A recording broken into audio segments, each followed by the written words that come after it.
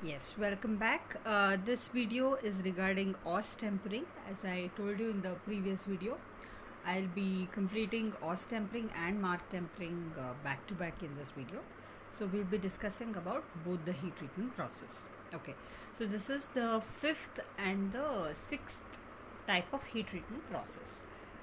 For your information, I have completed annealing, normalizing, hardening, tempering.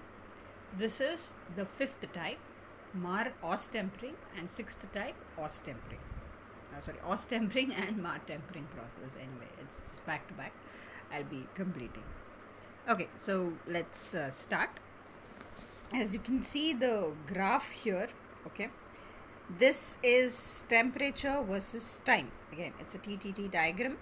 That is why you can see this nose and everything. Nose of the nose or the knee, the diagram that you can see, it's the time temperature diagram and it's a transformation. So it's a simple TTT diagram drawn for os tempering process.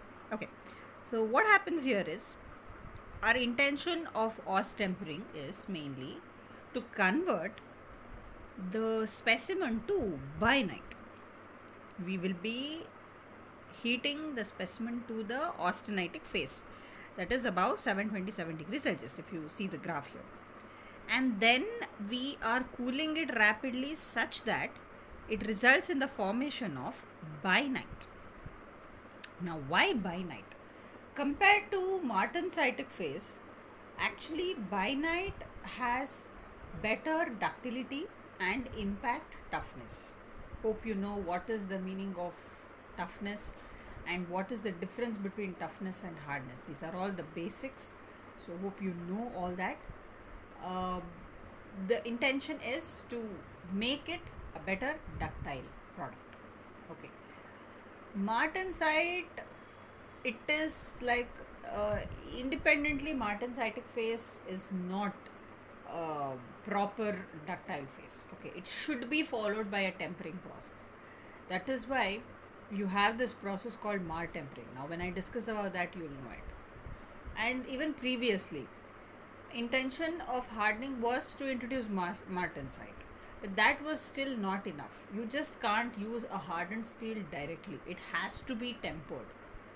Tempered material only has better properties compared to just hardened material. Okay, anything for that matter, not just steel. But yeah, for our discussion we are using steel only from that time. But to be in generally, you can't use just the hardened material. It has to be tempered. Okay, in that direction, compared to martensite, better ductility and toughness properties observed in bainite.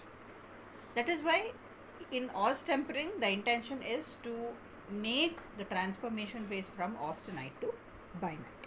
Okay, what happens here is, if you can see the graph here, initially the steel will be heated to the austenitic state, that is above 727 degrees Celsius. Then it is followed by rapid cooling. Obviously it's quenched, rapid cooling.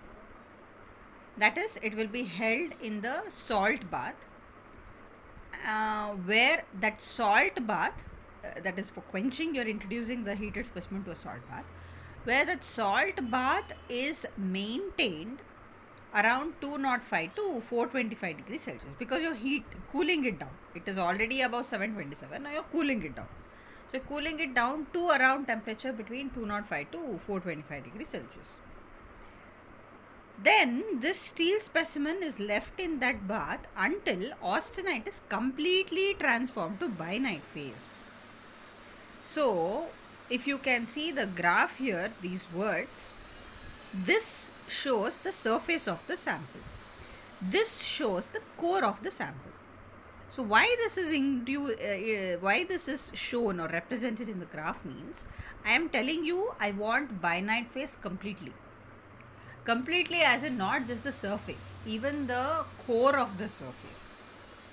Okay, the interior of the specimen also should have bainite. That is what I mean to say, complete transformation from austenite to bainite. Now just because microstructure has converted to austenite to bainite doesn't mean the entire material has been converted.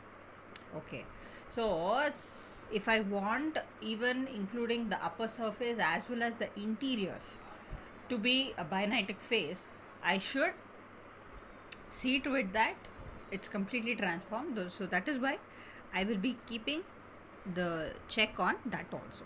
Okay, the graph goes like this. Okay, the transformation is happening, and this is the initiation. Okay, the surface and the core together at this point A, as you can see here, transformation starts. At this point A, the transformation will start for some period of time, because I have allowed it to cool and I have let it to cool for some duration of time. So that duration of time is somewhere here. That is not mentioned, the time. Okay, that point A, at this temperature it will start. The cooling will all take place, and finally the temperature is done. The transformation is done. When that transformation is done, at that point you have bainite phase. My intention, again and again I'm telling you, Aus tempering, only bainite should come and nothing else. This pearlite formation, it should be just a momentary. At the end, initially what I had kept was austenitic phase, and at the end my end product should have only bainite and nothing else.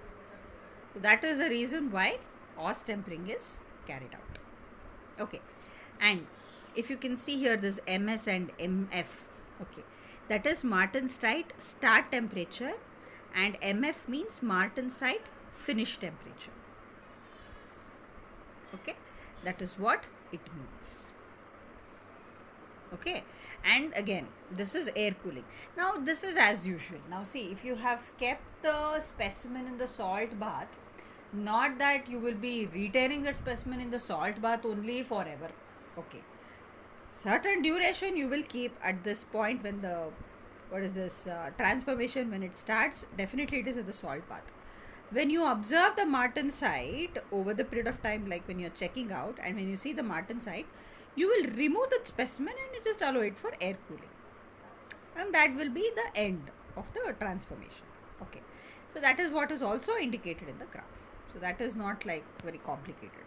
Okay, so by the graph you should understand that Aus tempering is like you're first initially heating the steel specimen to above the critical temperature of 727 degrees Celsius, such that austenite is stable and the entire structure is stable, austenite, and then you're cooling such that the surface as well as the core of the sample, everything is completely cooled by introducing it in the salt solution, where the transformation starts for some period of time as the cooling is done, and for some period of time it will be cooled, and finally you will be air cooling it such that the transformation has started and ended, and by air cooling the complete transformation is done.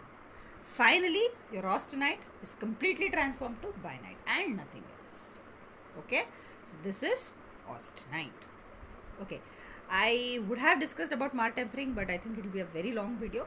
In the next video anyways, I will be discussing on Mart tempering. Okay, so that's it for now. Thank you.